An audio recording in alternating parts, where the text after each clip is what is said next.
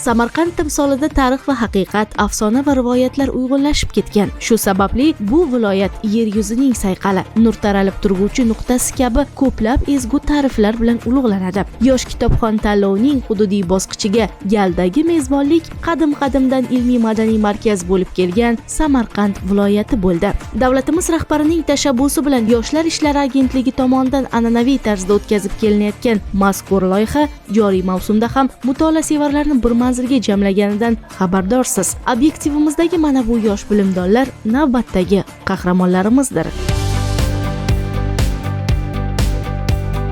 Ushbu hududda yosh kitobxon tanlovida qatnashish istagini bildirgan yigit-qizlar ancha faol. Ma'lumotlarga ko'ra, joriy yilgi mavsumda viloyatning ilk saralash sinovlari 1126 ta mahallada tashkil etilgan. Unda 127657 nafar yigit-qizlar ishtirok etgan ekan. O'tgan yili bu ko'rsatkich 83 mingdan ortiqni tashkil qilgan. Ular orasida saralanganlar esa siz ko'rib turgan bahslarda yana bir bor sinovdan o'tishdi.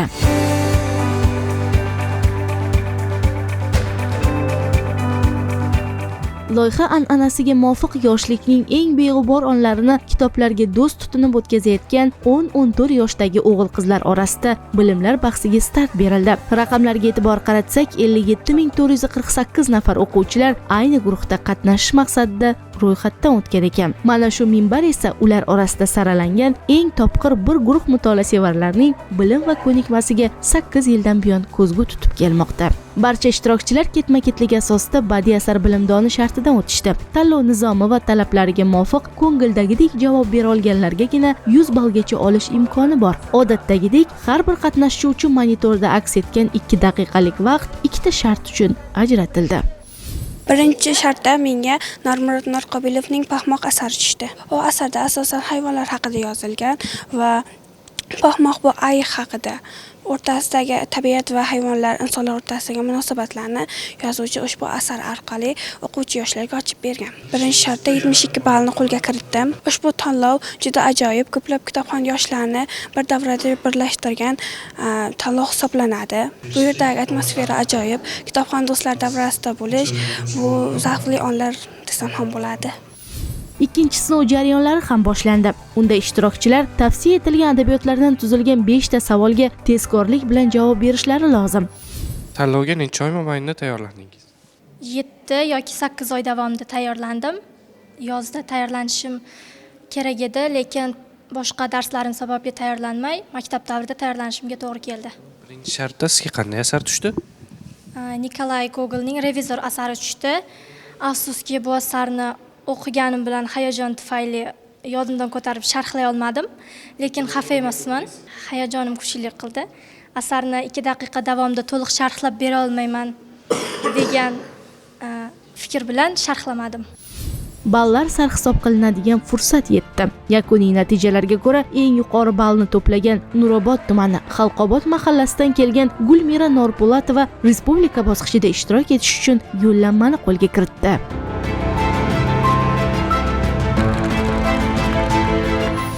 Tanlovga qatnashib, men ko'p kitoblar o'qidim. 40 tadan ortiq deyishim mumkin. Yosh kitobxonlar bu shartga qatnashib, turli xil ilmiy asarlar, badiiy asarlarni o'qishadi. Masalan, Britanikada fizika, astronomiya, astrofizika, kimyo, biologiyaga oid turli xil ma'lumotlar berilgan.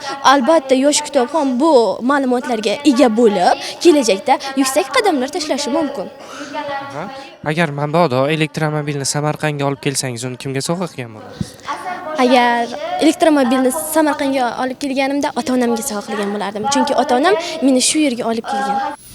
Navbat 15-19 guruhidagilarga yetib keldi. Statistik ma'lumotlarga qaraganda ular 41247 nafar hudud yigit-qizlari orasidan 3 bosqichli sinov asosida tanlab olingan. Odatda ushbu yosh toifasidagi ko'plab ishtirokchilar abituriyent va bitiruvchilardir. Katta hayot yo'lida imtihon va shu kabi sinovlarga tayyorgarlik ularni diqqatini chalg'itadi. Boshqa tomondan esa g'alaba yo'lidagi hayajon o'qilgan asarlardan ustunlik qiladi.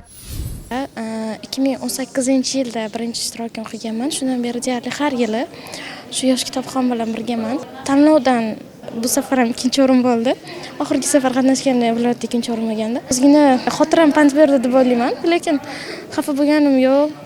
To'g'ri, ozgina odam baribir mehnatiga achinadi, chunki uyqusizlar bilan 50 ta kitobni tugatib chiqish oson bo'lmadi. Omad yetishmadi deb ham bo'lmaydi. Bilgan savollarimda endi qanaqadir xotirada pand bo'ldi.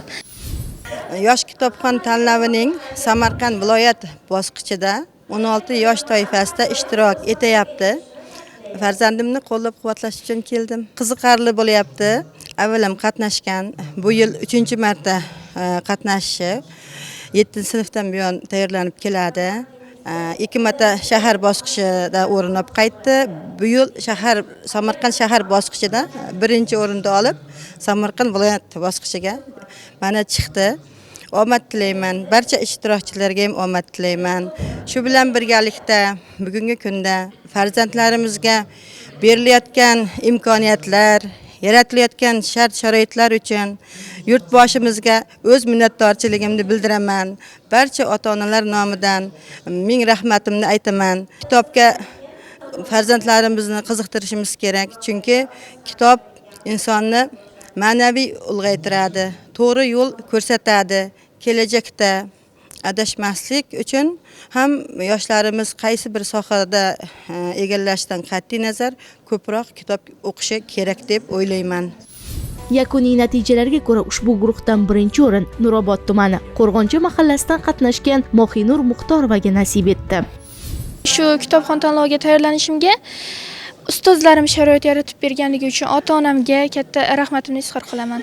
Tanlovga qatnashish bilan o'z bilimimizni mustahkamlaymiz, xotiramizni kuchli qilamiz, ma'naviy boylikka erishamiz. Aynan ushbu tanlov respublikamizda kitobxonlar safini kengaytirishga, millatimizni kitobxon millatga aylantirishga harakat qilyapti va bu tanlov mening haqiqiy kitobxonga aylantirishga yordam berdi deyishim mumkin. An'anaga ko'ra so'ngida 20-30 yosh toifasidagi ishtirokchilar o'z bilimlarini sinovdan o'tkazishdi. Katta guruhda qatnashchilar esa 28962 nafar yosh orasidagi bahslarda bilimi yuqori baholanganlaridir. 4-5 yildan beri kuzatib boraman, lekin shu yil 1-marta qatnashdim. O'zim ham o'qib, ham ishlaganim bois vaqt topish ozgina muammo bo'ldi. O'zimman tanlov doirasida, tanlovdan tashqari ham nechta kitob o'qigansiz? 500 ga yaqin kitob o'qiganman. Kitobxonlikni juda ham yaxshi ko'raman.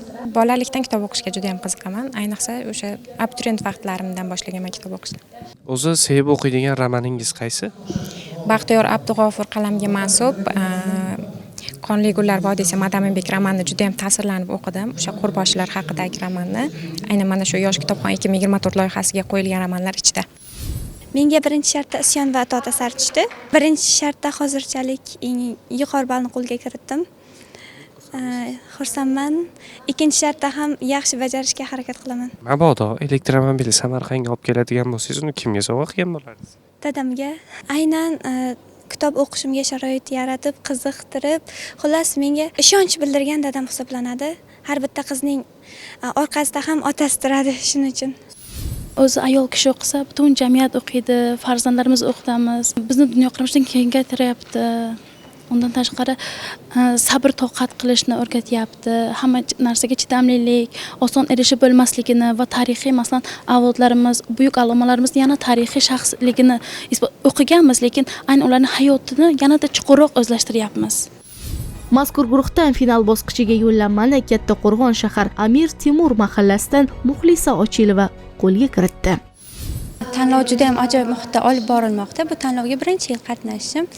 Biroz hayajon bo'ldi, lekin bu yerdagi muhitni ko'rib, bu yerda kitobxonlarning shijoatini ko'rib, juda ham hayajonlandim, lekin tanlov yoqdi menga.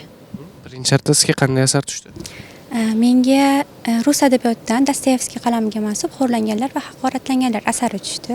Uni ijodidagi boshqa asarlardek qiziq, bir nafasda o'qiladigan asar. Masalan, Jinoyat va jazo yoki Telba asarlaridek o'quvchini o'ziga maftun qilib qo'yadi.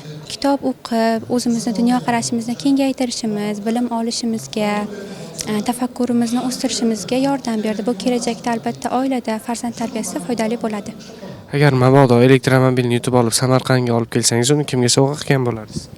Albatta dadamga, o'qishim uchun sharoit yaratib berganlar, shu yerga kelishimga, bilim olishimga sharoit qilib berganliklari uchun dadamga sovg'a qilaman.